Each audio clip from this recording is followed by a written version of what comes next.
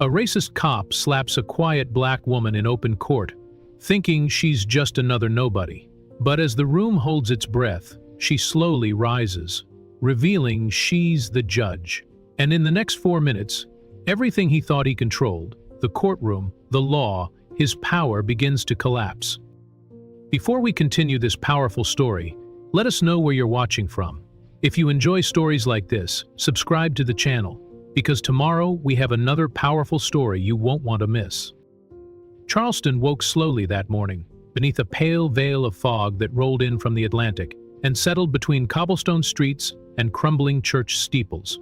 The city, dressed in its southern charm, still wore the scars of its past, like thin, fading bruises. People hurried to work, the hum of car engines blending with the clatter of trolley wheels. But beneath that morning rush, something deeper stirred, a quiet storm waiting to break. Judge Clara May stepped out of her modest sedan and paused before the courthouse steps. At 62, she carried herself with a presence that didn't need introduction. Her silver-streaked hair was pulled into a tight bun, exposing sharp brown eyes that had witnessed the best and worst of Charleston's soul. 3 decades in this building, and still every day demanded she fight for her right to belong. As she walked toward the marble columns, the security checkpoint loomed ahead. 2 young officers nodded stiffly. Their smiles were polite but guarded, their glances lingering too long on her face, as if still adjusting to the reality of who she was. The first black woman to sit on Charleston's highest court. Some had celebrated her ascent, others merely tolerated it, and a few, she knew, were waiting for her to fail. The metal detector beeped softly as she passed through, her briefcase resting against her hip. A security guard offered a nervous smile, the kind worn thin from years of pretending not to see what they truly felt. Clara gave a curt nod, her mind already on the morning docket. She'd learned long ago that kindness in these halls was currency. Spend it too freely, and you'd go broke. Her clerk, Anna Harper, met her near the elevators, fidgeting with a stack of papers. "Morning, Judge May?" Clara accepted the case file and flipped it open. "What's first on the docket?" "Vandalism. Juvenile defendant. 16-year-old kid named Jamal Jameson. Caught spray painting the side of an abandoned warehouse on King Street." Clara's brow furrowed slightly. "Minor case. Likely probation." But Anna's next words tightened the air. "Arresting officer is Sergeant Travis Boone." The name hit like a crack of thunder. Clara's fingers froze on the paper. "Boone," she repeated, her voice low. Anna nodded, unease flickering across her face. "He's already in the courtroom, arrived early, insisted on personally presenting the charges."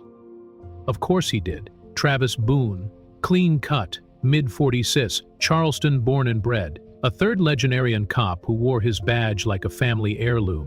His name had crossed Clara's desk too many times. Excessive force complaints, harassment allegations, misconduct reports, all swept aside by internal affairs or buried by friendly prosecutors. He was the kind of man who walked through life unscathed, propped up by a system that always found a reason to protect him. Clara closed the file with a snap. "Thank you, Anna. I'll review this before the hearing." Anna hesitated. Should I warn the defense counsel? Boone can be difficult." Clara shook her head. "The boy has a public defender. The best protection I can offer is a fair courtroom." Anna gave a tight nod and stepped aside as Clara approached the courtroom doors. The polished brass handles reflected her face, lined but unyielding. She took a breath, steady and calm. Another day, another fight. And something told her this one wouldn't be routine. Clara slipped into the courtroom through the side entrance, her robe draped neatly over her arm. Without it, she blended into the quiet hum of attorneys shuffling papers and journalists setting up early. She preferred it that way, moments of invisibility where she could observe without the weight of the bench pressing on her shoulders. The room was half full. A few public defenders at the defense table. A couple of early bird reporters in the gallery, scribbling notes before the session began. And at the prosecution table, leaning back with a smug grin and crossed arms, sat Sergeant Travis Boone. He didn't notice her at first. Why would he? To men like Boone, power wore a uniform or a suit.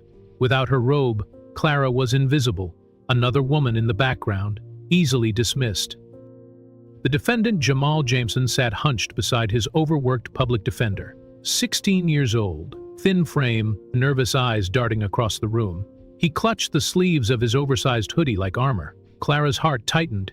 She'd seen this scene too many times. A black boy painted as a criminal for graffiti on a wall, while real crimes walked free in pressed uniforms. Doob barked toward the clerk without turning. "Let's get this started. I don't have all day." The arrogance in his voice filled the room like a bad odor. Clara moved toward the clerk's table, quietly reviewing the initial intake file. She wasn't ready to put on the robe just yet. She wanted to see how Boone conducted himself without the title in sight.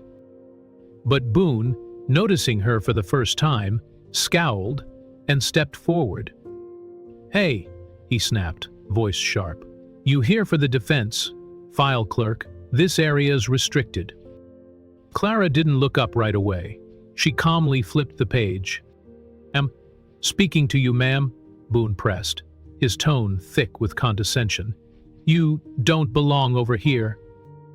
She raised her gaze, steady and cool. "I suggest you mind your tone, Sergeant." For a brief second, confusion crossed Boone's face, then irritation.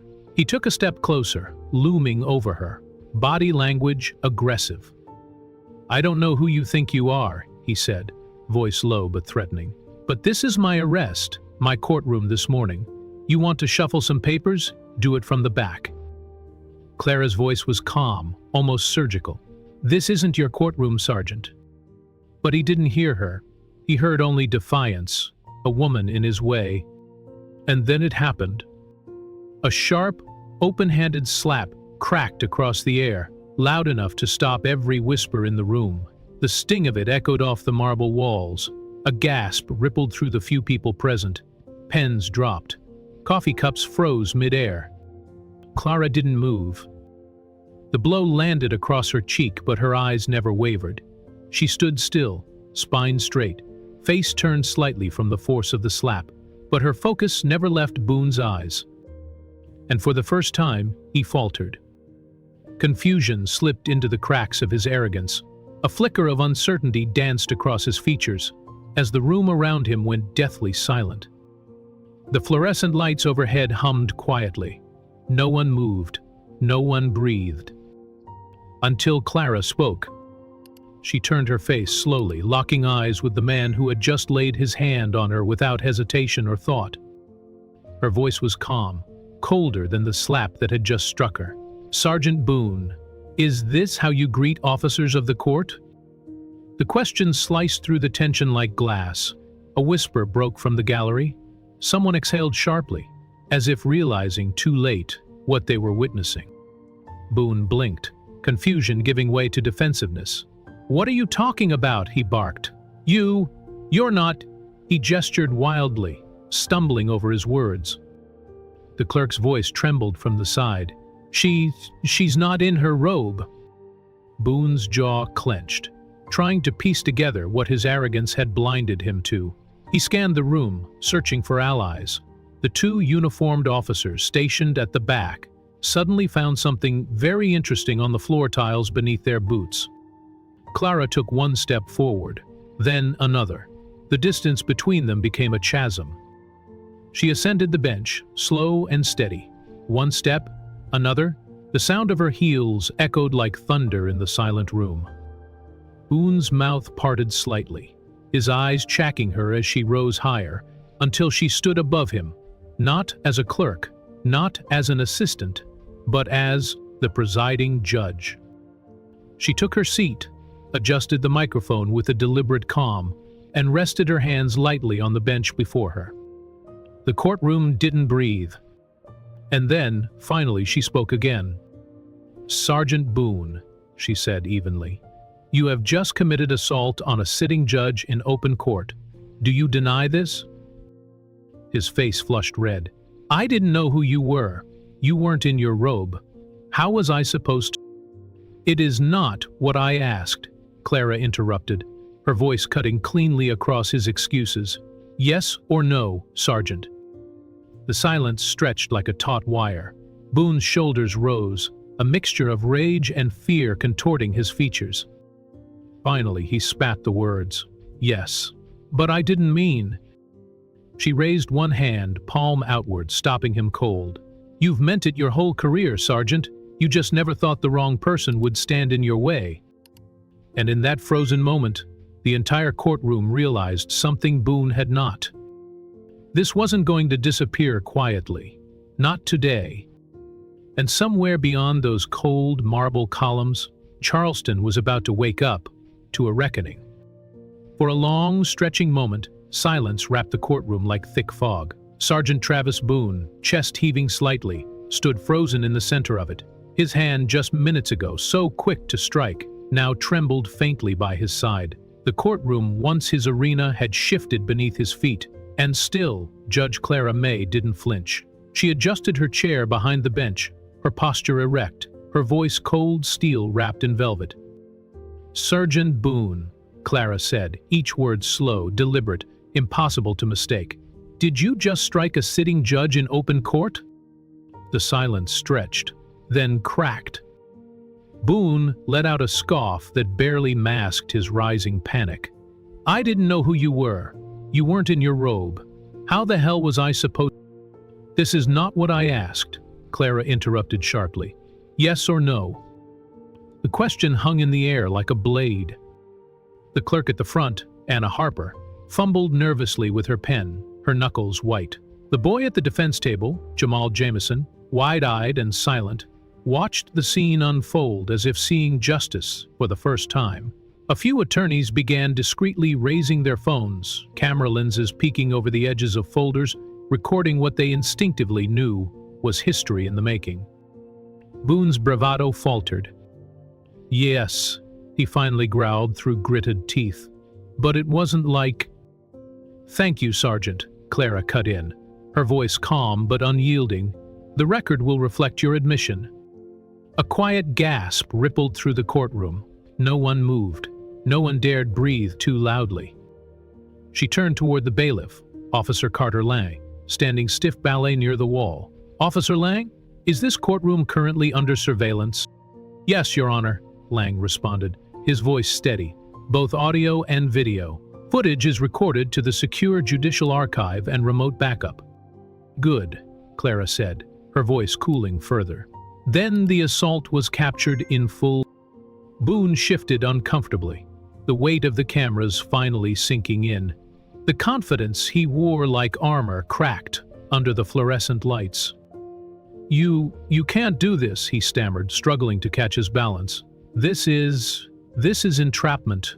You weren't— I didn't know—" Clara leaned forward, folding her hands on the bench with the kind of slow precision that makes a room hold its breath.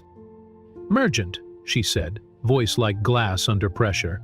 "If I were a white male judge seated here in this courtroom without my robe, would you have struck me?" Boone's mouth opened, then closed. The color drained from his face. The silence that followed was the loudest confession he'd ever made. "I'll take that as a no," Clara said coolly. And just like that, the power shifted. For the first time in his career, Boone wasn't the predator in the room. He was the prey. The weight of the moment pressed down on everyone present. The young public defender beside Jamal shifted nervously, but stayed quiet. No one wanted to be the first to break the silence. It was as though history itself was taking notes. Clara turned to the clerk. "Mrs. Harper, please enter into the court record. Sergeant Travis Boone has admitted, in open court, to striking a sitting judge without cause or provocation." The clerk scribbled furiously, her hand trembling. Boone tried one last time to salvage control. "This is insane. I was just doing my job. That kid is a vandal, a thug." He pointed toward Jamal, the teenage defendant who sat frozen in his chair. But Clara's voice rose, sharp and unrelenting. "Enough. The word hit the room like a gavel strike. Even the faint hum of the ventilation seemed to pause. You do not get to justify your violence by pointing at a teenager whose only crime was having less power than you, she said. Boone's jaw tightened. He scanned the courtroom, but there were no allies here. Not today. Clara shifted her focus to the bailiff. Officer Lang, please detain Sergeant Boone, pending an internal judicial investigation. Lang hesitated for only a heartbeat, then moved toward Boone. His steps were slow, respectful, but decisive. Your Honor? Lang asked carefully. Do you wish for him to be restrained? Clara's gaze never left Boone's face. Not yet. He is still a sworn officer, and I expect professionalism. But he will not leave this courtroom until Internal Affairs has been notified. Boone let out a hollow laugh, desperate and bitter. You can't be serious. I didn't even... But Clara stopped him cold. And yet, she said softly, you knew enough to hit me. The room fell deathly silent once again. The journalists in the gallery, sensing the moment's gravity, stopped hiding their phones. Now they recorded openly. This wasn't just a courtroom proceeding anymore. This was a reckoning, a fall from power witnessed by all. Clara's voice softened but cut even deeper. I have spent my life watching men like you mistake force for law, mistake fear for order, mistake silence for consent. She paused, letting the words linger. Not today. Boone's face burned red, but he said nothing. She leaned back in her chair, composed and terrifying in her calm. This assault was not only an act of violence against me as a person, but against the very institution of justice you swore to uphold, she said.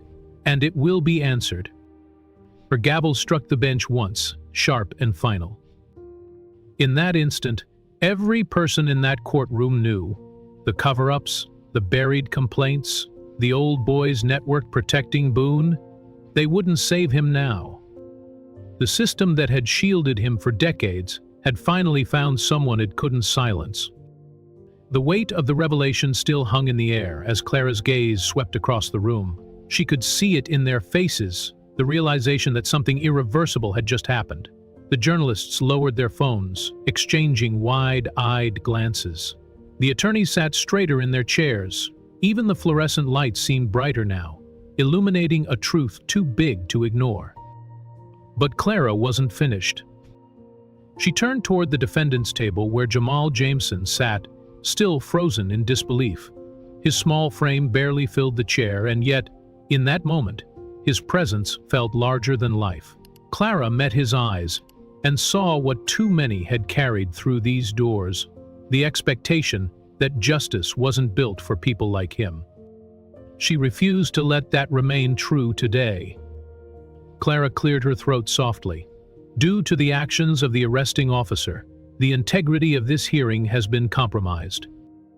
Gasps rippled through the gallery. She continued, her voice steady, unwavering. The arraignment of Mr. Jameson will be rescheduled for tomorrow. A different arresting officer will be assigned to present the case. The defendant will be released to the custody of his guardian, pending the next hearing. The public defender blinked in shock, then stood, adjusting his tie. Thank you, Your Honor. Clara gave a small nod.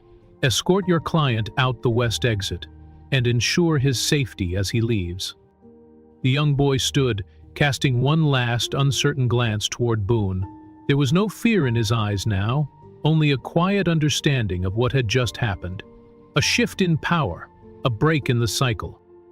As the boy and his attorney exited, Clara returned her focus to the gallery, where the press still lingered. She leaned forward, her voice resonating across the room.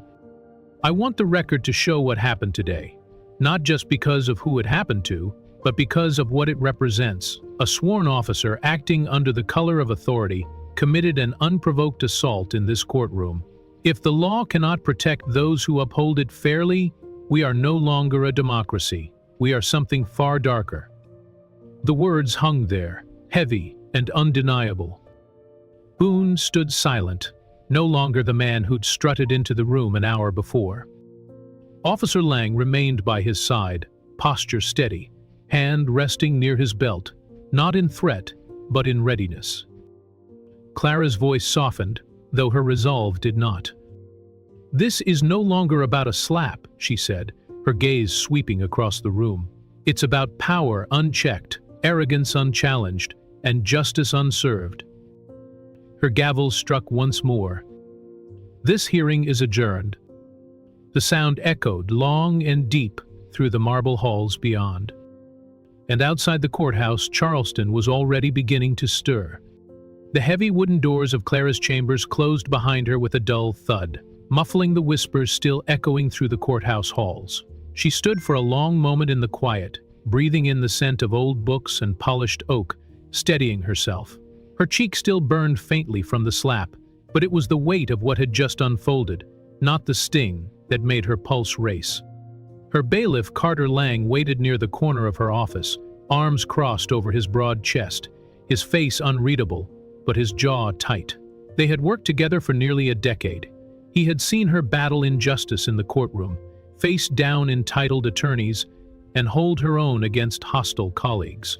But today he saw something different in her eyes, something colder, something sharper. "Judge," Carter said quietly, breaking the silence, "I'm hearing rumblings already." She turned to him, voice steady but low. "How fast?" "Faster than I've ever seen. Boone's union rep has been on the phone with the chief. Word is, they're scrambling to spin this as a misunderstanding. Political allies are whispering about protecting the integrity of the department." Clara gave a faint, humorless smile. "Integrity, that's rich." Carter stepped forward, concern bleeding through his professional calm. "They're going to close ranks, Judge. Circle the wagons. Make this about your bias instead of his crime." She met his gaze, sharp and unwavering. "Then we cracked the circle wide open." Before Carter could respond, a sharp knock sounded at the door. Clara's pulse ticked once, but her voice didn't waver. "Come in." The door opened, and two figures stepped inside, both familiar, both unflinching. Agent Rosalind Keene entered first, mid-40s, black, sharp-eyed, no nonsense. Behind her, Agent Felix Reyes, a younger Latino man with an even sharper edge, carrying a folder so thick it seemed to weigh down his arm. "Judge May," Keene greeted, her voice clipped but respectful. "IA has been waiting for this day a long time." "Wish it had come sooner," Clara replied, gesturing for them to sit. Reyes gave a faint, almost knowing smile. "Don't we all?" They took their seats across from her desk, Keene laying the thick folder between them like a loaded weapon. "We've had our eye on Boone for years," Keene began, flipping open the file. "Excessive force complaints, racial harassment, falsified reports. But every time we got close, evidence went missing. Witnesses changed their stories. Internal reviews were quietly closed." Reyes tapped the folder's contents. "Until now, all we had was smoke. Today we have fire." Clara leaned forward, her voice calm but edged with steel. "How bad is it?" Keene's expression darkened. "Worse than we thought. Boone's not working alone. He's part of a culture, protected by supervisors, shielded by prosecutors, and there's someone bigger pulling the strings." She flipped to a page marked in red. The name stared back at them. Judge Benjamin Halcroftoft. Clara's breath caught, but her face remained still. Her mentor, her friend, the man who'd sworn her in. The name on the page felt like a blade between Clara's ribs. She stared at it, willing it to be a mistake. But Keene's expression said otherwise. "Othoff," Clara said quietly, the word tasting bitter. "You're telling me my mentor's been covering for Boone?" Race nodded grimly. "Not just covering, signing off on dismissed complaints, approving plea deals that keep cases from trial, blocking investigations into misconduct." Keene slid over another document. This one stamped confident. "He's been protecting the entire chain of rot." Clara leaned back in her chair, the weight of betrayal settling over her shoulders. She had spent her career fighting for justice, and now she saw clearly how deep the roots of corruption had grown. She folded her hands together, voice low but firm. I want an investigation into every case Boone touched, every arrest, every trial, every closed file. I want it all pulled and re-examined. Keene gave a tight nod. We're already on it. But you should know, Judge, this isn't going to make you popular. They're going to come after you. They already have, Claire replied. Reyes added, you'll need allies in the department, and protection. Carter stepped forward. She's not alone. Clara gave him a faint smile of gratitude, but didn't let the moment soften her resolve. This isn't just about Boone anymore. This is about dismantling the whole damn machine. Keene studied her for a beat, then smiled faintly. I like your style, Judge. Reyes flipped another page. One more thing. You should see this. He slid across a complaint filed by a civilian 2 years earlier. A young man, 17 years old, claimed Boone beat him during an arrest. Bodycam footage was altered. The case was closed due to lack of evidence. Clara scanned the document, her stomach turning. This is a pattern. Keene nodded. And now, with today's footage, we can finally break it. She closed the file and looked at them both, her voice steady. Then, let's get to work. But just as she reached for her legal pad to begin drafting judicial orders, her phone buzzed. Unknown number, one new message. She opened it and froze. The screen displayed a single chilling line. Nice house in Mount Pleasant. Your nephew still bike home alone. The air left the room. Carter saw her face pale and stepped forward immediately. What is it? She turned the phone toward him, her hand steady but cold. His face hardened instantly. They've crossed a line. Keene leaned forward, voice tight. That's a threat, direct and personal. Clara stared at the screen for a long moment. Her voice dropped to a whisper.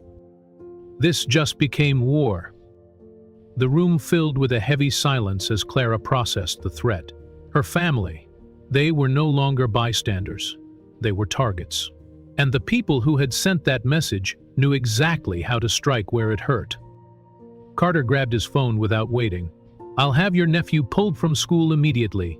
Quietly. I'll station someone I trust at your sister's house before sunset. Clara nodded, her mind racing but her face calm. Make it look like routine security. No alarms. I don't want him scared. He's just a kid. Keene leaned in, her tone grave but focused. Judge, we've seen this tactic before. They want to rattle you, make you question if this fight is worth the cost. Clara's voice was ice. They don't know me very well. She stood from her chair, the weight of years of battles past suddenly lighter. Because this one, she knew, mattered more than any verdict she'd ever handed down. We keep moving forward, Clara said. I want every sealed case file involving Boone opened by morning. I want surveillance on anyone linked to him in the last 10 years. And I want the Attorney General briefed personally. Keene nodded, already sending rapid messages from her phone. We'll put a task force together tonight. Reyes added, and Judge Halcraftoft? Clara paused, the name hanging heavy in the air. We take him down like anyone else, she said, her voice low but certain. No one gets a pass. Carter placed his phone on the table. Your nephew's secure. Pulled from class already, backups en route to your sister's. For a brief moment, a flicker of relief crossed Clara's face, but it was gone as fast as it came. She turned back to her desk, the legal pad still waiting, blank and expectant. She picked up her pen. Let's make this official. As she began writing, the first strokes of ink marking the start of a judicial order that would send shockwaves through Charleston's corridors of power, her phone buzzed again. Another anonymous message. This one colder. This won't end the way you think. Clara didn't even flinch. She placed the phone face down on her desk and kept writing. Because what they didn't understand, what men like Boone never understood, was that she wasn't writing to win. She was writing so no one else would ever have to fight this battle alone again. And somewhere, beyond the marble walls of the courthouse, the city's sleeping power brokers began to stir. They thought they could scare her into silence. But all they had done was wake her up. The marble halls of the Charleston courthouse echoed with Clara's footsteps as she left the courtroom behind.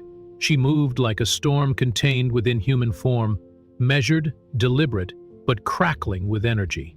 The echo of Boone's slap still rang in her ears, not because of the pain, but because of what it meant.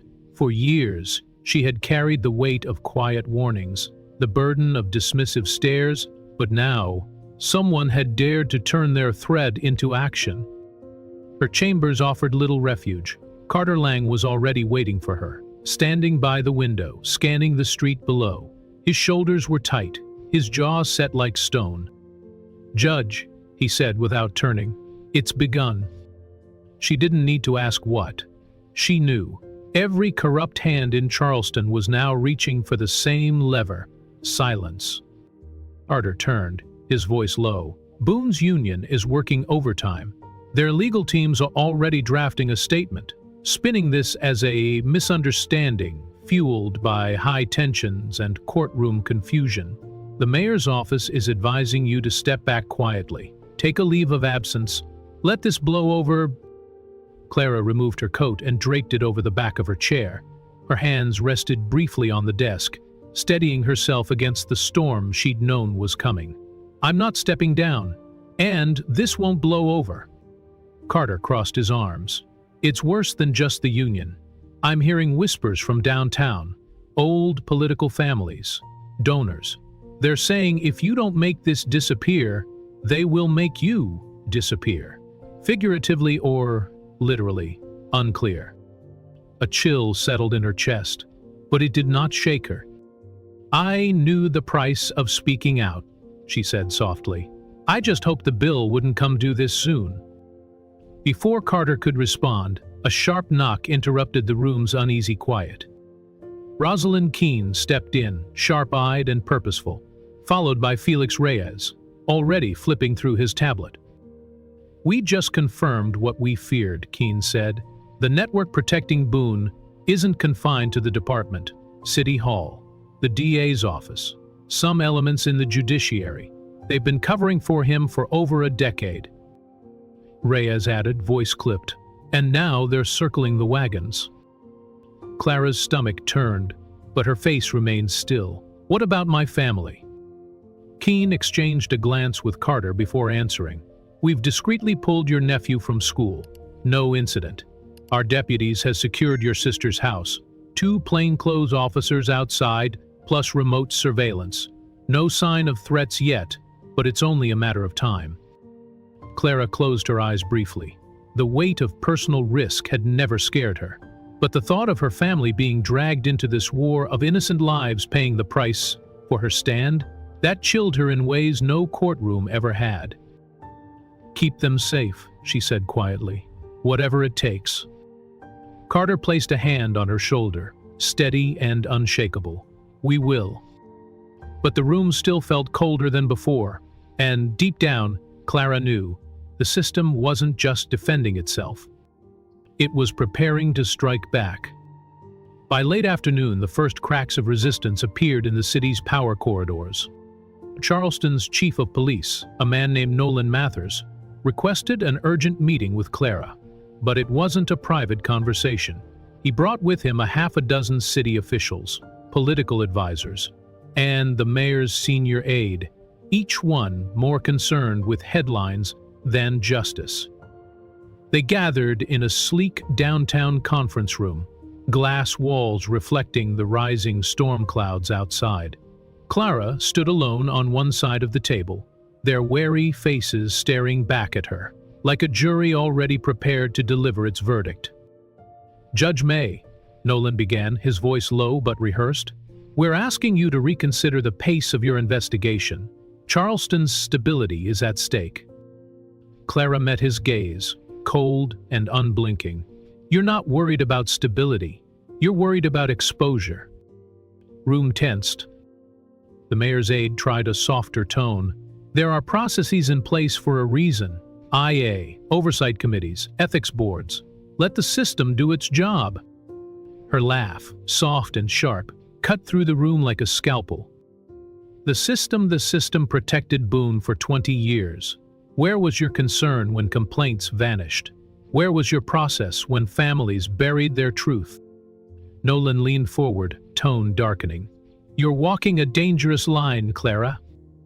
She didn't flinch. No, I'm finally walking the line you spent your careers avoiding. The silence was suffocating. The mayor's aide spoke again, quieter. Do you want to destroy Charleston? Her reply was simple, final. No, but I'm prepared to rebuild it. She turned on her heel and walked out, leaving them to choke on their half-truths and fear. But across town, another meeting was taking place, far darker in intent. Deep beneath the police precinct, in a holding cell rarely spoken of, Travis Boone sat on a cold bench, the concrete walls pressing in like a cage. He expected the usual union lawyer, a senior officer maybe. Instead, a man in a tailored gray suit slipped inside, the kind of man who moved without sound and spoke without a badge. The stranger closed the door behind him. Sergeant Boone, he said smoothly, your situation is complicated. Boone narrowed his eyes. Who the hell are you? The man smiled thinly. Let's just say I represent certain interests who need you to remind Judge May of her place. He tossed a file onto the bench beside Boone. Inside, photographs of Clara, her home in Mount Pleasant, her sister's address, and her young nephew riding his bike home from school. Boone stiffened. What the hell is this? Leverage, the man replied calmly. Nothing more, nothing less. A simple reminder that power doesn't come from titles or robes, it comes from fear. Boone's pulse quickened. He was no stranger to using fear, but this felt different, colder, calculated. Believe I refuse? Boone asked. The man's smile faded. Then you rot in here, while the world forgets your name. He left without another word, leaving Boone alone with the weight of his choices. The file sat beside him like a ticking clock. And in that moment, Boone knew he wasn't just fighting for his freedom anymore. He was fighting for survival. The next morning, the threat arrived like a blade slipped beneath her door. A plain manila envelope sat on Clara's desk, unmarked, silent. Her clerk found it resting on the courthouse security desk, claiming it had been cleared. But Clara knew better. Nothing this quiet ever meant safety. She opened the envelope with steady hands, but her heart hammered beneath her ribs. Inside was a single photograph.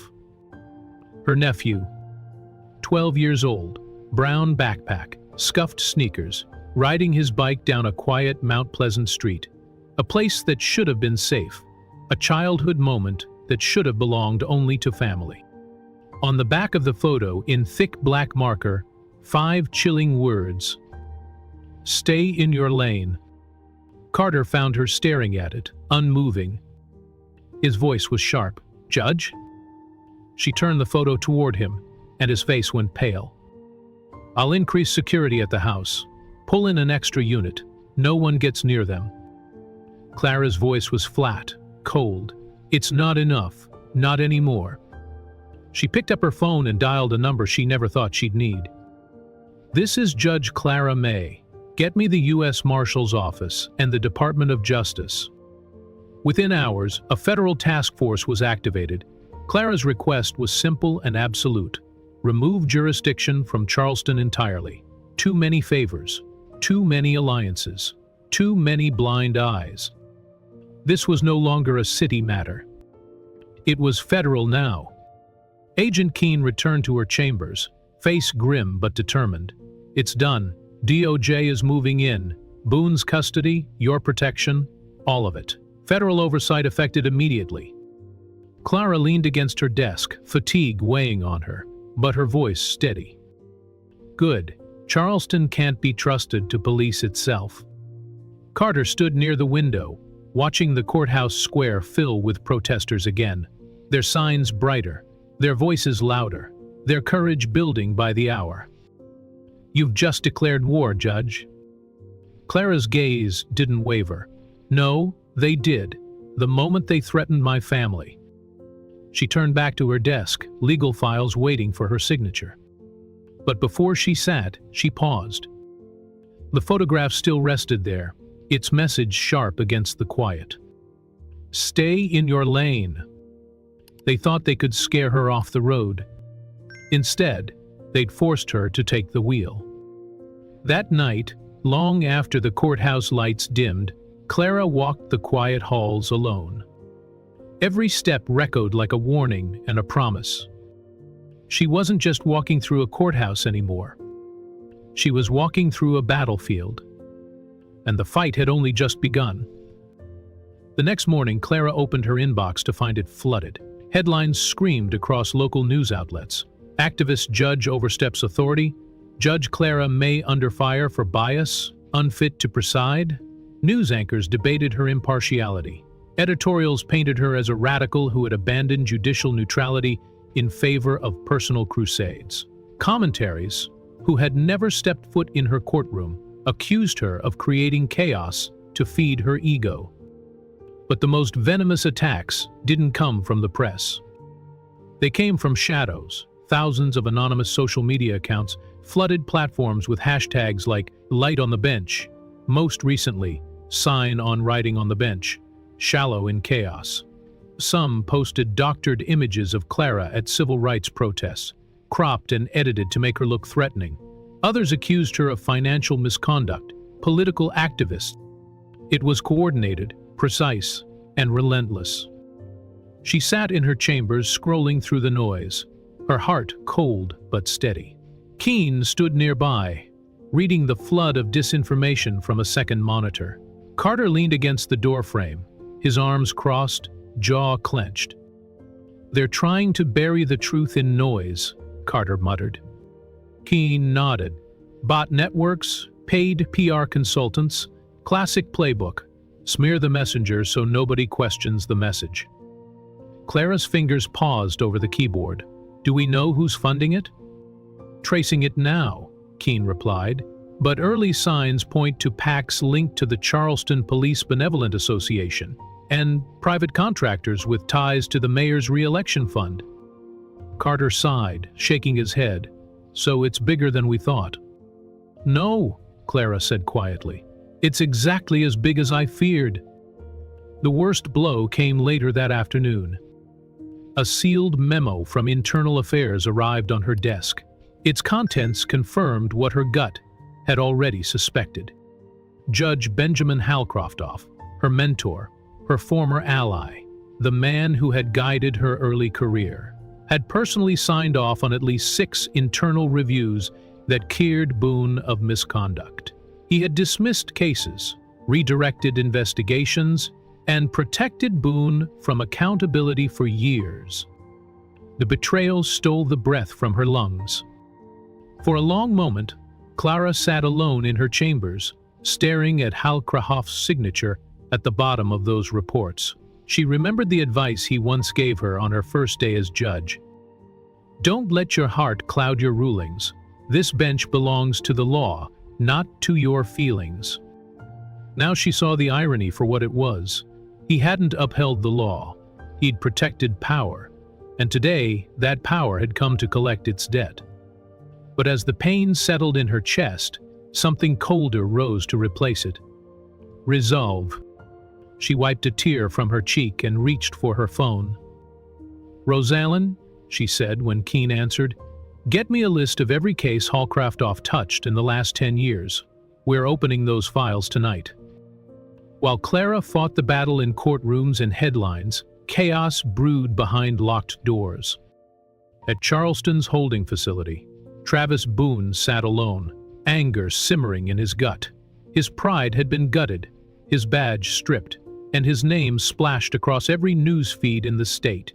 And now, worse than all of that, no one was answering his calls. The union that once protected him offered only silence. His so-called allies were nowhere to be found. Until nightfall. A guard slipped a note under his cell door. No explanation, no signature, just a time and a door code. 2:15 a.m.a. Lower garage access. Boone stared at the slip of paper, pulse pounding. He knew what it meant. Somebody still needed him, but not as a cop, as a loose end to be tied, or a pawn to be played. When the time came, he didn't hesitate. Under the cover of darkness, Boone slipped through the lower levels of the holding facility, guided by guards who looked the other way. No paperwork filed, no alarms raised, just shadows and silence. He emerged into the damp night, a black sedan waiting in the alley. A duffel bag sat in the passenger seat, cash, a burner phone, and a small handgun. He was back on the streets. But this time, there was no badge to shield him. Across town, Carter burst into Clara's chambers just before dawn, phone in hand. "He's gone." Clara looked up from a stack of case files, her heart dropping. "One?" she repeated, voice sharp. "Escaped. No official transfer. No records. It's like someone unlocked the door and waved him goodbye." Keene's phone buzzed with confirmation. "We just lost visual on his holding cell 30 minutes ago. Security footage conveniently missing the exit." Clara's mind raced. "Where's his last known location?" "Nothing concrete yet," Keene said, "but we flagged an ATM withdrawal on the east side. He's mobile, armed, and angry." Clara closed the file she'd been reading and stood. "Double the security on my family. And expand surveillance to the entire courthouse staff. He won't go after me directly. He'll go for what hurts." Carter nodded, already dialing. "We'll track him." Keene met Clara's eyes across the room. This just got a lot more dangerous. Clara straightened her jacket, voice calm. "Good. Now they'll finally show their true faces." But before they could move further, Clara made one final decision. If the system wanted to fight dirty, she would bring the fight to the people. She called a trusted reporter at the Charleston Tribune, the one journalist she knew wouldn't fold under pressure. "Danielle," Clara said, "I'm sending you a file. It's everything. The complaints, the cover-ups, the political contributions. Publish it, all of it." Danielle hesitated. "Judge, if I run this, there's no going back." Clara's voice didn't waver. "That's the idea." By sunrise, Charleston woke to a very different narrative. The Tribune headline screamed across phones, tablets, and newsstands. "Charleston corruption exposed. Decade of cover-ups linked to police and political elite." The story laid it all bare. Boone's misconduct, Hal Kristat's protection, the union's silence, and the money trails tying the police department to the mayor's office and beyond. Public outcry erupted almost instantly. Protesters gathered outside the courthouse by noon, holding signs that read, "Justice for all, not just the powerful," and "No one above the law." Cable news anchors who had questioned Clara's motives the day before were now scrambling to explain the scope of the corruption. Inside the federal building, the U.S. Marshals expanded their manhunt for Boone. Keene worked round the clock, coordinating with federal task forces. Carter stayed glued to security monitors, scanning for any sign of movement. It didn't take long. Late that evening, a tip came from a parking garage downtown. A security guard, watching the news, recognized Boone from the broadcast and called it in. Within 15 minutes, 4 U.S. Marshals converged on the scene. Boone, hiding beside a black sedan, was preparing to flee town. A duffel bag stuffed with cash sat in the trunk. He checked his burner phone, expecting another message from his handlers. Instead, he heard it. "Sergeant Boone, hands where we can see them." The voice echoed through the concrete structure. sharp and final. Boone froze. He turned, hands halfway raised, caught between defiance and resignation. For a long, breathless moment, he debated running. But there was nowhere left to run. He dropped the bag, then the gun, then slowly sank to his knees, hands behind his head. The marshals moved in, cuffing him without incident. For the first time in his career, there were no friends waiting to clean up the mess. No lawyers rushing in with last-minute deals. No union reps spinning the narrative. Just cold steel and the weight of consequence. Across town, Clara received the alert as she sat alone in her chambers. Her phone buzzed once. Boone in custody. Arrested without resistance. Transferred to federal holding. She didn't smile. Not yet. The fight wasn't over. But for the first time in weeks, the tide had turned. She closed her eyes briefly, letting the exhaustion settle in. Then she opened the next file on her desk. Al Kraftoff's case review. Because Boone's arrest wasn't the end. It was the beginning. The courtroom was standing room only.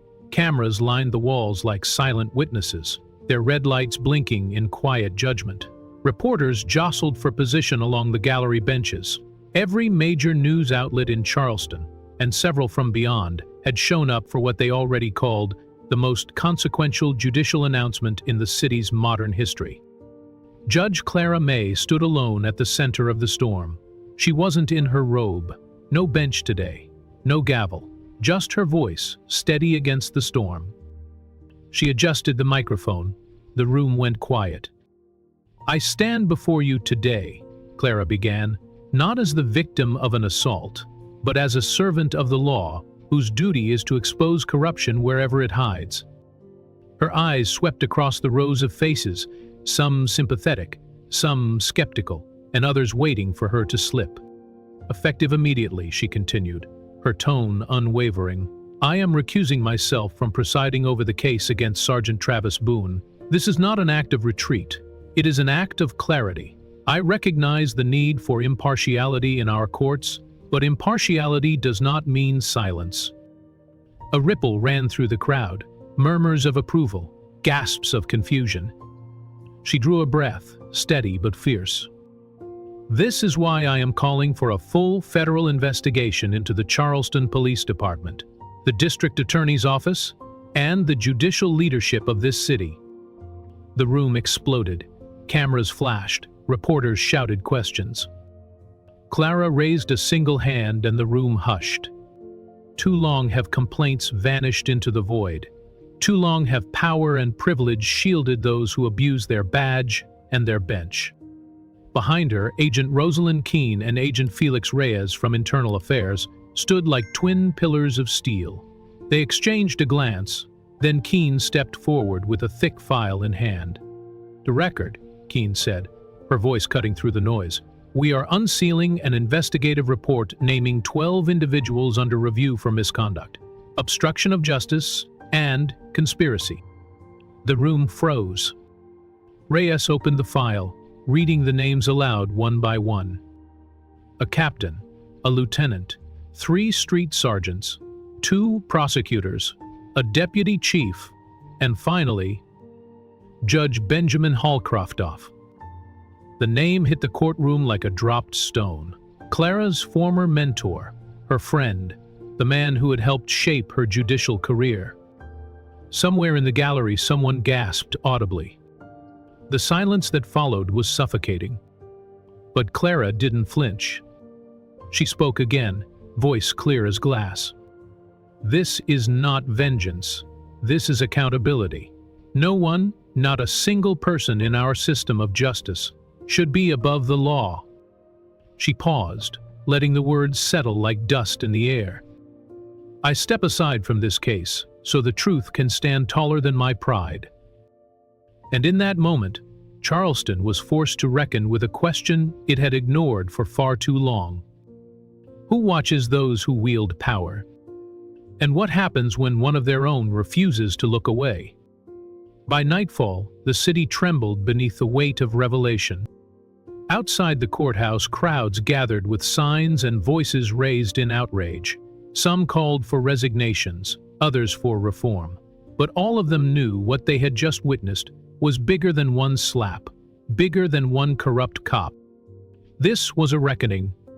News outlets played the press conference on repeat. Across downtown Charleston, barroom televisions, hospital waiting rooms, and living room screens all flickered with Clara's face. Some praised her courage. Others called her reckless. But no one could ignore her now. Inside the mayor's office, phones rang off the hook. City council members argued behind closed doors. Leaders who once dismissed Clara as a lone voice now scrambled to protect their legacies. And in homes across the city, quiet conversations unfolded.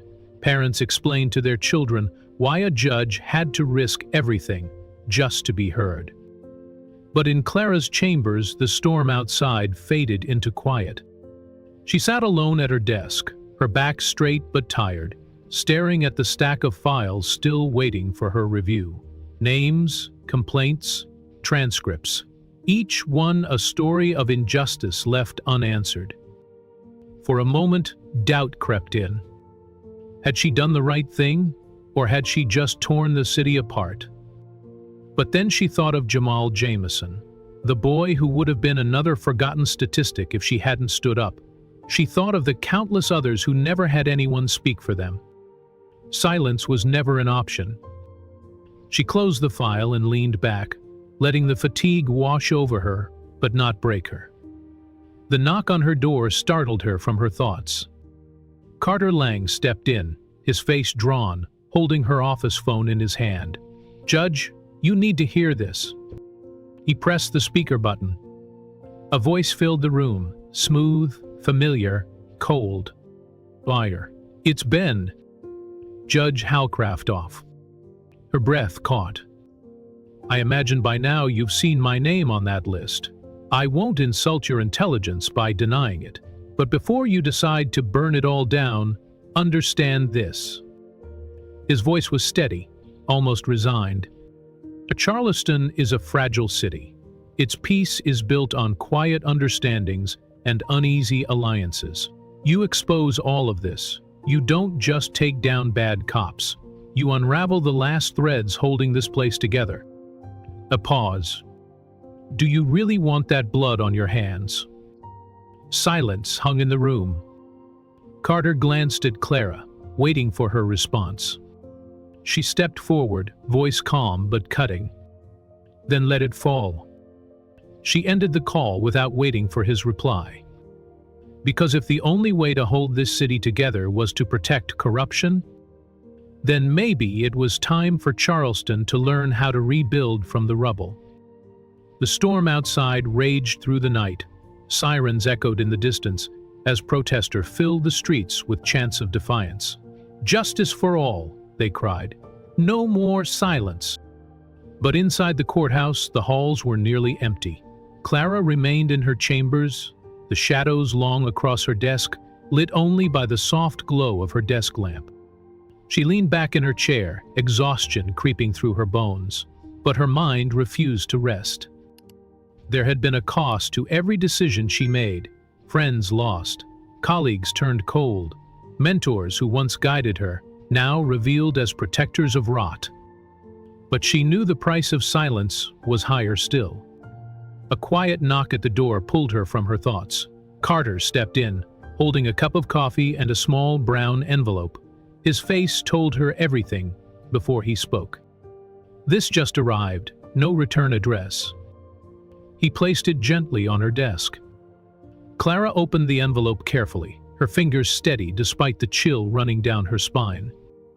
Inside was a single flash drive and a note. The note read, in sharp, clean handwriting, "The first thread has been pulled. How far are you willing to unravel it?" She inserted the drive into her laptop. What appeared on the screen made her heart stop. Surveillance footage from 2 years ago, the precinct locker room. Boone laughing, Halcraftoff leaning against the lockers, his voice cold and measured. she ever steps out of line, Halcraft said, remind her that this bench doesn't make her untouchable. Boone's laugh echoed through the speakers. We'll take her down like the rest. The weight of the betrayal settled in Clara's chest like stone. But there was something else. A third voice, faint but unmistakable. The mayor. Her heart clenched. The corruption didn't stop at the courthouse. It went to the very top. She leaned back, closing her eyes. For a moment, the exhaustion threatened to drown her. But then her phone buzzed. A message from Keene. Near the federal task force is in place, ready when you are. She exhaled slowly. The storm outside wasn't the end. It was only the beginning. She stood, her back straight despite the weight on her shoulders, and walked to the window. The streets below flickered with protest signs and flashlights. People, ordinary, tired, brave people, refusing to be silent anymore. Somewhere in the distance, sirens faded into the night. She whispered to herself, almost too softly to hear. We're not finished. Behind her, Carter watched silently. Tomorrow's going to be hell, Judge. Clara gave a faint, tired smile. Then, we'll meet it on the steps. And as midnight struck over Charleston, the city held its breath. Because for the first time in a generation, justice wasn't waiting in shadows. It was standing in the light. The storm Clara had unleashed now roared through the halls of Charleston's power. Before dawn broke, the city's Judicial Review Board convened in an emergency session, its most urgent meeting in decades. 12 people gathered around a mahogany table beneath dim lights, their faces tight with concern, fear, and calculation. The headlines had forced their hands. Boone's arrest, the exposure of corruption, and Clara's federal requests had triggered a full-scale crisis. Now, they debated not whether she had been right, but whether she had gone too far. Judge May has compromised the stability of this judiciary, one board member snapped, pounding his fist against the table. She's politicized the bench. The press conference alone violates every standard of judicial impartiality. Another voice, quieter but no less sharp, countered. Or maybe she's the only one who finally spoke the truth. And we're angry because we didn't get there first. The room fell into tense silence. At the far end, the Chief Justice, a man nearing retirement with decades of calculated neutrality, cleared his throat. We are not here to debate the validity of her concerns. We are here to determine if her actions undermine the court's integrity. He paused, letting his words hang, and whether she should be removed from her seat. The vote wasn't called yet, but the pressure was rising. Meanwhile, across the street in her chambers, Clara stood at her window, watching the courthouse steps fill with cameras and microphone. She already knew what was happening inside the boardroom. She could feel it in the air. The same quiet maneuvers, the same invisible threads being pulled by those who preferred power in darkness. Carter entered, placing a cup of black coffee on her desk. He said nothing at first, letting the quiet settle between them. They're coming for your seat, Judge, he finally said, fast and quiet. Emergency review, ethics complaints, public trust motions, the whole playbook. Clarat didn't look away from the window. Let them... Carter's voice was low, steady.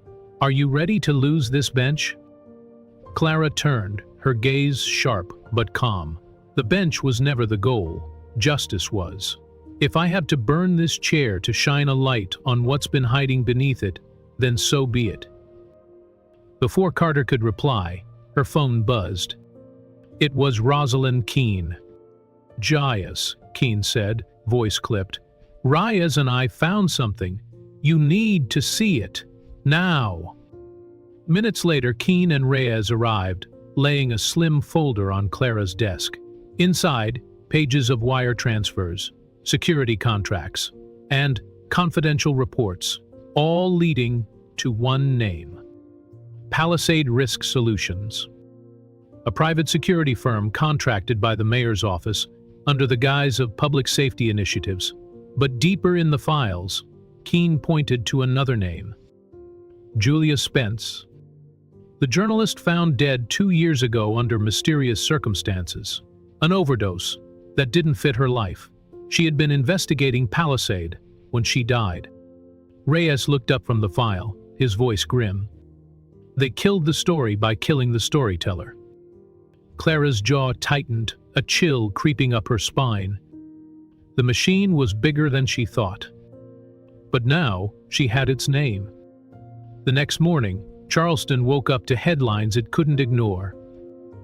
Federal Provoke Eyes, private security firm, tied to mayor's office. Journalist suspicious death linked to corruption network. For the first time, the rot beneath the city's surface wasn't rumor, it was evidence. But even as Clara's investigation widened, the machine fought back harder. Anonymous sources whispered to local reporters that Clara was unstable, vindictive, drunk on power. Talk radio hosts questioned her mental health, calling her a woman out for revenge, not justice. Social media bots flooded the airwaves again, painting her as an activist judge who couldn't separate emotion from law. The narrative shifted from the crimes she exposed to the person exposing them. Carter stormed into her chambers, tossing a copy of the morning paper onto her desk. "They're painting you as the villain," he said, voice tight with frustration. "They're spinning the story into one about your so-called vendetta. They're preparing to vote you off the bench, Judge, and people are listening." Clara stared at the headline, her jaw clenched, but her voice steady. "They're trying to make the storm my fault, because they can't admit they built the floodgates wrong in the first place." Carter ran a hand through his hair, the weight of the moment pressing down on them both. "You're not wrong, but perception is power, and they're using it against you." She stood, pacing the room slowly, thinking of every person before her who had tried to tell the truth. Julia Spence, that young boy in her courtroom, the countless defendants who never got a fair chance. All of them silenced, forgotten. She stopped by the window, staring out over the courthouse square. "Maybe I'm the first one to survive long enough to say it out loud," she whispered. Carter softened. "Yeah, but surviving doesn't mean they won't try to crush you." He stepped closer, voice lower. "They'll call you angry, emotional, biased. They'll say you're making this personal because that's the easiest way to dismiss a woman who doesn't sit quietly." She gave a faint smile, tired but fierce. "Then let them." Before Carter could speak, her phone buzzed again. This time, it was Keene. "Judge, you need to go public, fast, before they define the narrative for you." Clara nodded, decision made. "Schedule another press conference. I'll write the statement myself." Carter hesitated, concern flickering across his face. "They'll paint this as grandstanding." "Then I'll stand grand," Clara said simply. She sat at her desk, fingers flying across the keyboard. This time, the speech wasn't just about Boone. It was about Palisade, about the mayor's backdoor contracts, about the Charleston Police Benevolent Fund funneling money into legal defenses for corrupt officers. She wasn't just lighting a fire anymore. She was pointing at the gasoline can in the mayor's hands. And when the cameras rolled tomorrow, the city wouldn't be able to look away, no matter how much it wanted to. The night before the press conference, Clara sat alone in her chambers, the only light coming from a single lamp over her desk. Outside, the courthouse was still, but she knew eyes were watching. Somewhere in the shadows, someone was waiting for her to flinch. Her phone buzzed once. An anonymous text. 5 words. "Last warning, walk away now." Seconds later, another message followed. "Or bury your family's name in scandal." Her hands trembled, not from fear, but from the sheer exhaustion of carrying a fight no one else wanted. She stared at the screen. Whoever sent this knew exactly where to hit. Not at her career, not at her pride, but at her family. The door creaked open. Carter stepped in, his face tense. "I just swept the hallways. All clear for now. But there's chatter about tomorrow's press conference. They're preparing counter-statements, legal threats, even smear campaigns against your family." Clara turned the phone toward him, showing him the message. His jaw clenched. "They're crossing every line." She spoke quietly, but each word landed with steel. "They already crossed them the moment they protected Boone. This is just them showing how far they're willing to go to keep the truth buried." Carter sat across from her, the weight of the moment settling between them. "You don't have to do this, Judge. You've exposed enough. You could walk away now and still have your legacy intact." She looked him in the eye, calm and resolute. "I was never walking away." The next morning, as the sun rose over Charleston, the courthouse square filled with reporters, protesters, and government staffers pretending not to watch. Clara stood on the courthouse steps, no robe, no bench, just a microphone and the truth. Her voice rang out over the crowd. For decades, the Charleston Police Benevolent Fund has funneled public donations into secret legal defenses for officers accused of misconduct, and those funds have been shielded from public scrutiny by political allies who were supposed to protect this city's integrity. Gasps rippled through the crowd. The private security firm Palisade Risk Sosemios received millions in contracts under the guise of public safety initiatives, but behind the scenes, they were silencing journalists, intimidating whistleblowers, and protecting corrupt officials, including members of this city's leadership. The cameras flashed. "Enough," she said, voice steady. "No more secrets, no more silence. If speaking the truth costs me my seat, then so be it. But I will not be complicit in protecting those who prey on the powerless." A moment of silence. Then, slowly, applause began. Scattered at first, then building, as voices in the crowd shouted their support. But behind the applause, Clara knew the fight was far from over. Somewhere beyond the crowd, the system was already planning its next move. But so was she. Because the battle for Charleston's soul had only just begun. The storm broke wide open the next morning when DOJ agent Frances Kwan returned to Charleston, this time not alone. She brought with her a federal task force, dozens of agents, prosecutors, and investigators, their mission clear and unstoppable. They didn't bother with quiet entrances or backroom meetings anymore. The federal strike had begun in full daylight. Clara sat in her chambers as Kwan laid out the new scope of the investigation across her desk. Maps of Charleston, spreadsheets of financial transactions, lists of names once whispered in rumors, now printed in bold type. "The corruption doesn't stop with the police department," Kwan said. "It runs through City Hall, into the mayor's office, across half the city council, and straight into private contractors. Palisade Risk Solutions is the tip of the spear. There's a shell network underneath it. Money laundering, intimidation, payouts, and ghost contracts worth millions." Clara scanned the documents, her stomach tightening.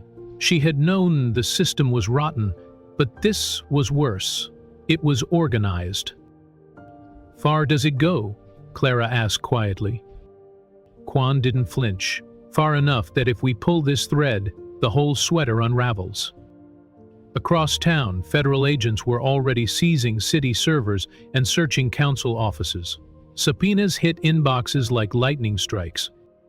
And, in a cold, windowless federal interrogation room, Travis Boone sat with his head bowed low, wrists cuffed to the table. The arrogance was gone. So was the smirk. Agent Felix Reyes slid a thick file across the table. "You've got two choices, Sergeant," Reyes said evenly. "Take the fall alone and rot, or start talking and maybe walk free in your lifetime." Boone's fingers twitched. He stared at the manila folder like it was a coffin. What do you want to know? Letter said flatly. Everything. And so Boone began to speak. Names poured out like poison. Alcramoff, ADA Carson Ramsey, Chief Nolan Mathers, Councilman Elliot Parrish, Deputy Chief Monroe. The room filled with the weight of betrayal, each name another crack in Charleston's false facade. He spoke of cover-ups, payoffs, and fabricated evidence, how complaints vanished in exchange for promotions, how reporters were silenced, investigations redirected, and dissent crushed before it reached daylight. Reyes recorded every word, stone-faced but burning inside. By the time Boone finished, the clock on the wall had spun past midnight. And Charleston's corruption was no longer a secret. It was evidence. Back in her chambers, Clara sat alone in the quiet that followed. The city she'd spent her life serving was now exposed as something she barely recognized. But there was no turning back. Her phone buzzed. A simple text from Quan. Boone flipped. "We've got them." She exhaled slowly, the weight of the moment pressing down on her chest. The war wasn't over. But the tide had finally turned. But in the middle of this firestorm, Clara found herself longing for something far simpler. That afternoon, she left the courthouse under quiet escort, slipping away from reporters and flashing cameras. She drove through Charleston's tree-heimed streets to Mount Pleasant, where her sister's house stood like a refuge in the storm. Her nephew Marcus waited on the porch, his legs swinging over the edge, a book resting in his lap. When he saw her, he ran down the steps and into her arms without hesitation. For a long moment, the world outside disappeared. They sat together on the porch swing as the late afternoon sun stretched across the sky. "You okay, Aunt Clara?" Marcus asked softly, his voice thin but steady. She smiled, tired but real. "I am, now." He leaned against her shoulder. "They keep talking about you on the news. My friends asked me if you're a superhero." She laughed, the sound quiet but warm. "I'm not a superhero, baby. I'm just a woman who got tired of watching bad people win." He thought about that for a long moment. Then, in a whisper meant only for her, he said, "I'm glad you're fighting, because maybe one day I won't have to." Her throat tightened. There it was, the reason, the anchor in the middle of the chaos. She kissed the top of his head. "Much more significant. That's why I fight, Marcus, so you won't have to." The moment was interrupted by the sharp buzz of her phone. Another text from Carter. "Media blitz tonight, be ready." Her peace, short-lived, evaporated into reality once more. Back at her home, the smear campaign exploded into full force. Old court cases from her early years were dredged up and twisted out of context. Editorials painted her as a bitter woman with a personal vendetta. Anonymous leaks surfaced personal photos, her at a college protest smiling with civil rights activists, framed as radicalism. Cable news anchors debated whether she was impartial enough to serve on the bench. Bots flooded social media with coordinated hashtags, "@Bias on the bench," "activist judge," "May must resign." But something happened the machine didn't expect. The community fought back. Protesters gathered outside her home, not in anger but in solidarity. Neighbors she barely knew stood shoulder to shoulder on her lawn, holding signs that read, "We stand with Clara," "Justice over silence," "Charleston deserves better." Some brought candles, others brought coffee. All brought courage. Carter met her at the front door, shaking his head with quiet awe.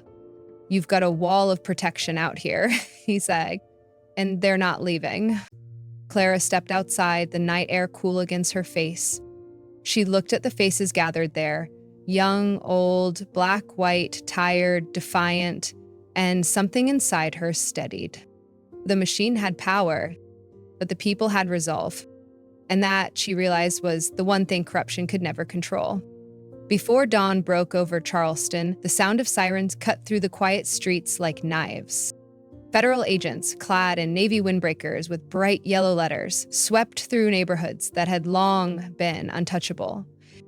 In the upscale suburb of Westlake, the home of ADA Carson Ramsey was raided before sunrise. He was pulled from his kitchen table mid-sip of coffee, his stunned wife watching in horror as agents read him his rights. Across the river, a fleet of black SUVs surrounded the home of Judge Hale Croftoft. The man who had once lectured Clara on patience and restraint now stood in his doorway, bathrobe askew, powerless for the first time in decades.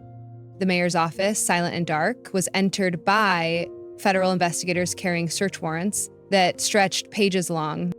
At City Hall, council members arrived to find their offices sealed with federal tape.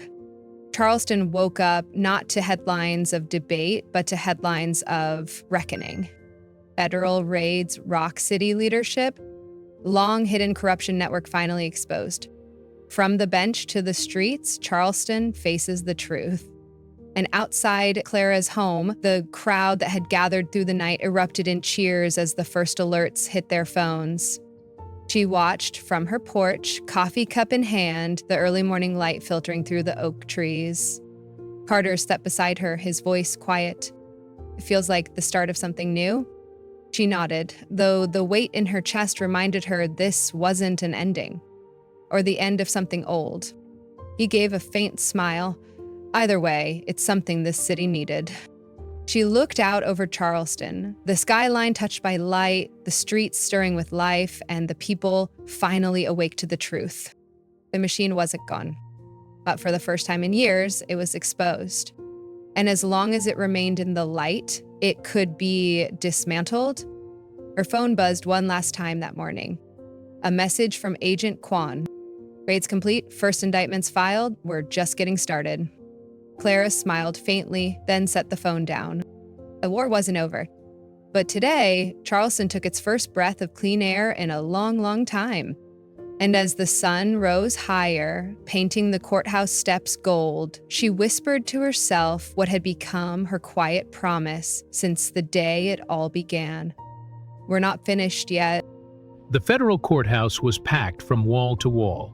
Journalists, law students, citizens, and families who had lost loved ones to Charleston's corruption filled every seat, waiting for history to unfold. At the defense table sat Travis Boone, thinner, quieter, his arrogance stripped away by weeks of confinement and national scrutiny. Gone was the smirk that once owned every room. In its place, a hollow stare. Federal prosecutors laid out their case methodically: assault on a public official, conspiracy to obstruct justice, and decades of coordinated misconduct. They played courtroom footage, surveillance tapes, and read transcripts of Boone's own words. But it was Clara's testimony that shifted the air in the room. She stepped onto the witness stand with a calm resolve, her presence commanding silence without effort. The prosecutor asked the question everyone waited for.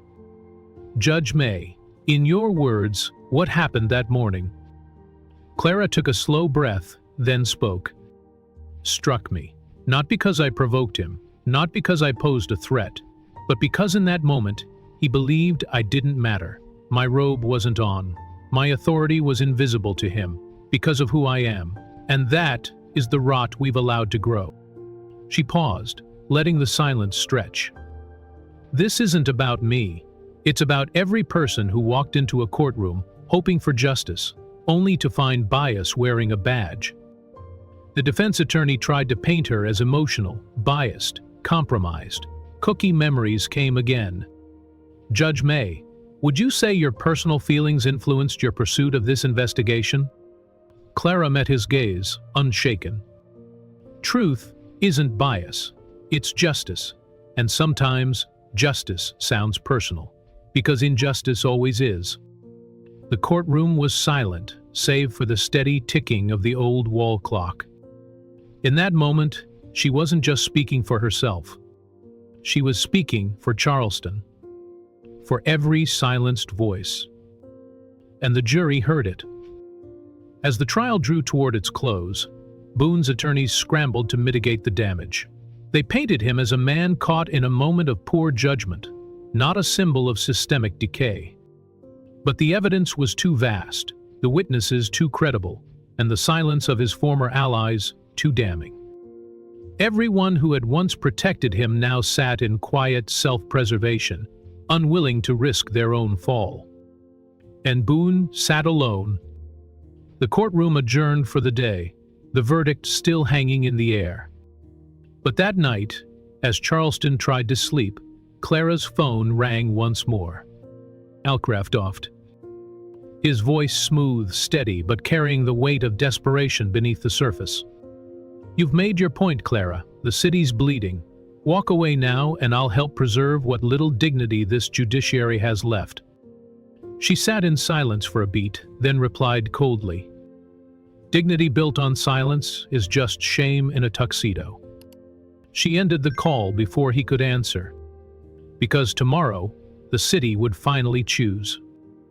Not between her and Boone, but between truth and comfort. And Clara already knew which side she stood on. The next morning, the federal courthouse felt like the eye of a storm. Clara sat quietly in the gallery, no robe, no gavel, just a citizen waiting for the system to speak. The jury filed in, each face carefully neutral, but marked by the weight of what they had witnessed. The judge, a federal magistrate from Washington, D.C., addressed the court. "Has the jury reached a verdict?" The foreperson stood, hands steady. "We have, Your Honor." The room held its breath. On the charge of assaulting a public official in the performance of their duties, we find the defendant, Travis Boone, guilty. A collective exhale swept the room. On the charge of conspiracy to obstruct justice, guilty. On the charge of official misconduct, guilty. And just like that, the silence shattered. Some wept quietly. Others nodded, relief and vindication mingling in their eyes. Boone sat motionless. No outburst, no denial, just the slow, sinking realization that his empire of intimidation had finally collapsed. He looked up, locking eyes with Clara across the room. For the first time, there was no hatred in his stare, only the hollow recognition of a man who had finally been seen for what he was. Broken.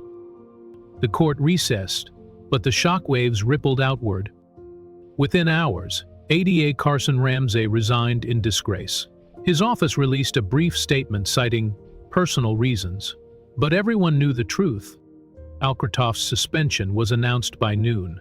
Federal investigators cited pending inquiries into judicial misconduct and ethical violations. His decades of power reduced to a footnote in the day's headlines. By evening, Charleston City Hall buzzed with resignations, emergency sessions, and hastily scheduled press briefings. The police department entered temporary federal oversight. The Charleston PD's command structure ordered to comply with sweeping DOJ audits.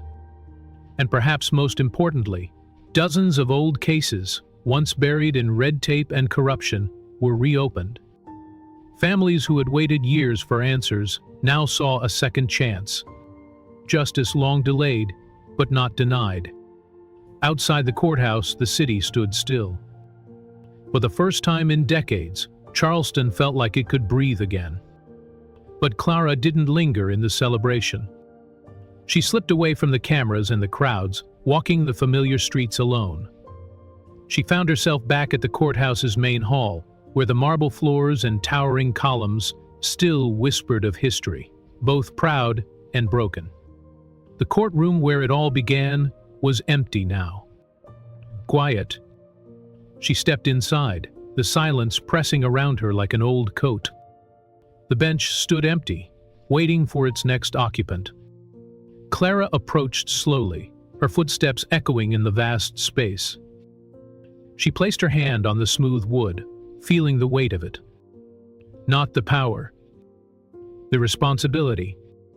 She closed her eyes and whispered, "May the next one carry it better."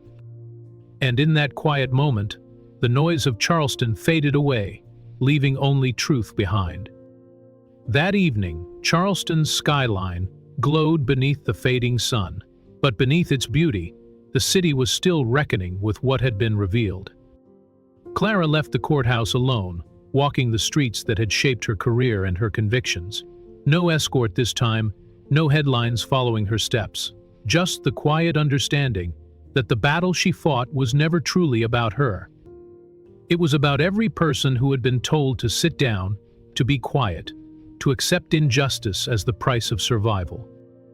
In the distance, she heard the faint echo of protesters still gathered in Marion Square, holding candles and signs. Some bore her name, others simply said, "Justice doesn't sleep."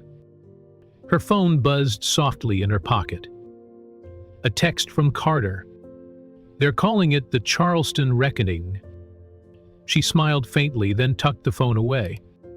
It wasn't about titles or headlines. It was about making sure the next girl who walked into a courtroom didn't have to fight this hard to be seen. At home, her nephew waited by the window, watching for her car. When she stepped through the door, he ran into her arms like no news story could ever capture. "Did you win?" he asked softly. She knelt down, looking him in the eyes. "We're still fighting, but today, we didn't lose." And that was enough for now. The following morning, the Charleston Police Department, now under federal oversight, issued its first public apology in decades. They pledged transparency, promised reform, announced a review of every complaint Boone had buried. But Clara knew that words alone wouldn't fix what generations had broken. It would take vigilance, community, relentless truth-telling. And she wasn't going anywhere. Yet when she returned to the courthouse that afternoon, she made a quiet choice. She gathered her personal effects from her chambers, photos of her parents, the first law book she ever owned, the tiny wooden gavel her nephew had given her one Christmas. And then she placed a sealed letter on her desk, addressed to the Chief Justice. Her resignation. Not out of defeat, but because the fight was bigger than the bench. She walked back into the empty courtroom one last time, stood before the bench where she had spent years balancing law and compassion, and placed her hand against its polished surface. "Thank you," she whispered. Not because she was leaving something behind, but because she had finally set something free.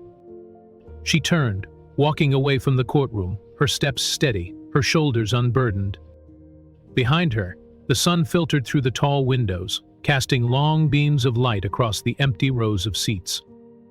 And in that quiet, empty space, Charleston's next chapter waited to be written. By someone who now had the chance to stand on truth, not fear. The courthouse steps had never seen a crowd like this. Thousands gathered under the morning sun, their voices quiet, but their presence deafening. No longer was Charleston asleep. Today it stood awake, watching, waiting. Clara walked out the courthouse doors for the last time as a judge. Her shoulders squared, her steps steady. Cameras flashed, microphones leaned in. Protesters and supporters alike filled the square, some holding signs of thanks, others raising fists of solidarity. She stepped up to the podium, the courthouse facade rising behind her like a monument to battles past. But today wasn't about monuments. It was about movement. She scanned the crowd until she found him, her nephew Marcus, standing in the front row, his brown eyes shining with pride. She took a breath and began. "When I first stepped onto this bench, I thought my job was to protect the law from people who would break it." Her voice rang clear, carried by the wind. "But what I've learned is that sometimes the law needs protecting from the people sworn to uphold it." Murmurs swept the crowd, some heads nodding, others standing frozen in thought. She continued, "For decades, Charleston lived in the comfort of its silence, a silence where power was unchecked and justice was optional. But silence is not peace. Silence is complicity. A hush fell over the square. She looked directly into the sea of faces. I'm within my history from my era, circa 1900. Not because I have been defeated, but because change doesn't need a monument. She paused. It needs momentum. The crowd erupted, a wave of applause that echoed against the courthouse walls, drowning out the ghosts of complacency that once ruled there. Clara didn't smile. Claire wasn't a moment for celebration. It was a moment for clarity. She lifted a thick folder of case files in her hands, the documents she had spent weeks compiling, names she had protected, battles she had fought. That files will not sit in darkness. They will not be forgotten. They will not be buried beneath bureaucracy. She turned and handed them to a young black woman standing nearby, a newly appointed magistrate she had mentored for years. The woman, tears shining in her eyes, accepted them with a silent nod. Clara faced the crowd once more. I leave this courthouse in your hands, in the hands of those brave enough to demand better, and to those waiting in the shadows, hoping this is the end of the fight, nail this. She leaned forward slightly, her voice dropping just enough to cut through the noise. We are just getting started. The applause rose again, louder this time, not as a farewell but as a promise. The press conference ended, but Clara's work wasn't finished. Back inside the courthouse, away from the cameras and crowds, she gathered the final boxes from her chambers. Years of case notes, framed photos of her parents, and letters from grateful families who once feared the law but had found fairness in her courtroom. Waiting for her in the hallway was a group of young judges and attorneys she had mentored. Some wore crisp suits. Others had the tired eyes of public defenders working cases late into the night. Most were women. Many were people of color. All of them had once wondered if they belonged in a system built to exclude them. She handed each of them a file, a note, a quiet word of warning and hope. The system will try to swallow you, she said, voice low but fierce. It will tell you to compromise just once to survive. Don't. Stay louder than its silence. They nodded, some wiping tears they didn't try to hide. This isn't your victory yet, she added, stepping back, but it is your fight now. They embraced her one by one, then turned and walked toward their courtrooms, their voices already echoing down the marble halls, where hers had once been the only one. When the last of them was gone, Clara exhaled deeply. And, for the first time in years, the silence didn't feel like loneliness. It felt like peace. She left the courthouse through a side door, slipping past the reporters, still waiting for a second soundbite. She didn't need another headline. The work spoke for itself now. The drive home to Mount Pleasant was quiet, the roads lined with oak trees and Spanish moss swaying in the afternoon breeze. At home, she found her nephew riding his bike up the long driveway, his laughter breaking through the stillness. He spotted her car and skidded to a stop, racing toward the porch. Finish being famous? He teased, breathless and grinning. She laughed, setting down her keys. Finished being loud, for today. They sat on the porch steps as the sun dipped lower, casting golden light across the fields. For the first time in weeks, no sirens wailed, no reporters called, no threats lingered in the shadows. Just peace. Marcus leaned against her shoulder. Are they going to fix it, Aunt Clara? The police, the courts, all of it? She sighed softly, brushing his hair back from his face. They'll try. Some will fight for change. Others will fight to stop it. That's how it's always been. He nodded, absorbing her honesty without fear. But you know what's different now? She asked. He looked up. We're not pretending anymore. A long pause settled between them as the sun slipped below the horizon. And in that quiet space, with the weight of the world finally off her shoulders, Clara smiled. Maybe it wasn't fixed yet. But for the first time in a long time, it felt possible. The next morning, Charleston woke to a different kind of headline. New era for Charleston judiciary. Federal oversight continues as local leaders vow reform. First black woman on Charleston's highest bench steps down, leaves legacy of accountability. The words filled front pages and news tickers, but Clara knew better than to think that headlines meant the fight was won. Across the city, some offices buzzed with change. New leaders drafted reforms, retrained officers, re-examined closed cases. Prosecutors and judges revisited decisions once thought untouchable. But in back rooms and quiet corners, the old guard whispered. Plans were made. Resistance took root. Corruption dies slowly, she thought, and always fights back. Still, she smiled, because now the city was watching. They couldn't hide in the shadows anymore. From her porch in Mount Pleasant, Clara watched the sun rise over Charleston's skyline. The spires and bridges stretched across the horizon like outstretched hands, some steady, some shaking. The battles ahead were no longer hers to fight alone. But the road she paved would guide those who followed. Her nephew joined her on the porch steps, handing her a cup of coffee, just the way she liked it. He sat beside her, kicking his feet softly against the wood. "Do you miss it?" he asked quietly. She considered the question for a long moment. "I miss the chance to fix it from the inside," she said honestly. "But some battles are bigger than one seat on a bench." He smiled, wiser now than most his age. "You'll still fight, though?" She chuckled softly, wrapping an arm around his shoulder. "Always. But now, I'll do it from here." They sat in easy silence, the breeze rustling through the trees, the distant hum of Charleston's morning commute drifting on the wind. The fight for justice wasn't over. But for now, in this moment, there was peace. And that was enough. As the sun climbed higher, her phone buzzed again. A message from Agent Keene. "More indictments coming today. Charleston's changing, one case at a time." Clara read the message, smiled faintly, and set the phone down without replying. Because the war for justice was never meant to be fought alone. And now, finally, it wasn't. She turned her gaze back to the city, watching as light filled every crack, every corner once hidden in shadows.